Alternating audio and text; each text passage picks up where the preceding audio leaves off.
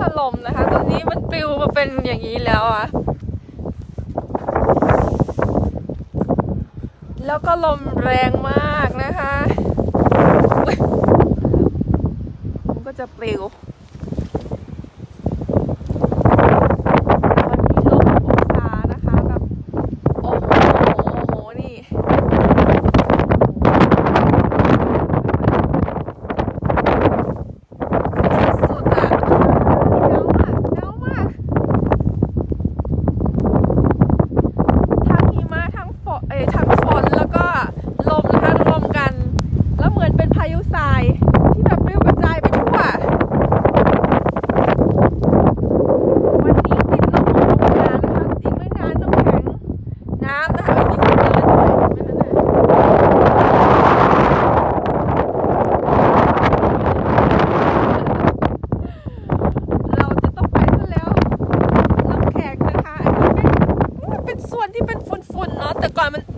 มันจะเนี่ยมันจะไม่เป็นอย่างนี้เนี่ยกลายเป็นฝุ่นเลยค่ะเพราะว่าลมแรงมาก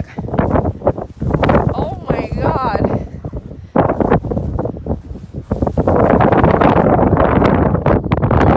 แข็งเลยอ่ะยอด